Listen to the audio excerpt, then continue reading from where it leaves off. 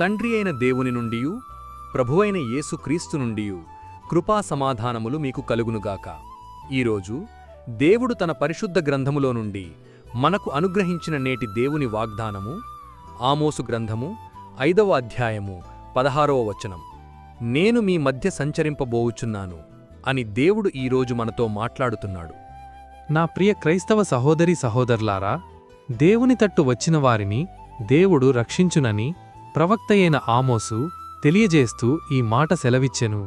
దేవుడు మన మధ్య సంచరిస్తే జరుగు కార్యములేవనగా, మనము శత్రువుల నుండి విడుదల పొందుదము, మనము శరీర వ్యాధుల నుండి విడుదల పొందుదము, మనము శ్రమల నుండి విడుదల పొందుదము. నా ప్రియ క్రైస్తవ సహోదరీ సహోదరులారా, అపవిత్రత, అవినీతి, అసహ్యత ఉండుచోట దేవుడు సంచరించడు గనుక నీవు యథార్థమైన జీవితమును జీవించుము. దేవుడు నీ కుడి ఎడమ ముందు వెనుక నీకు తోడుగా ఉండి నీ మధ్య సంచరించును, నీ పట్ల గొప్ప కార్యములు చేయును. అట్టి కృప దేవుడు మనందరికీ అనుగ్రహించి ఇట్టి నేటి దేవుని వాగ్దానం మీ అందరి జీవితాల్లో నెరవేరబడునుగాక. ఆమెన్. ప్రార్థన.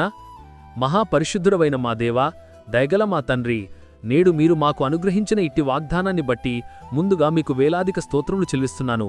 గడిచిన ఉదయకాలం మొదలుకొని నేటి ఈ ఉదయకాలము వరకు నీ కృపలో మమ్మును ఇంతవరకు కాచి కాపాడినందుకై, మమ్మును ఇంతవరకు సజీవుల లెక్కలో ఉంచినందుకై వేలాది స్తోత్రములు చెల్లిస్తున్నాను.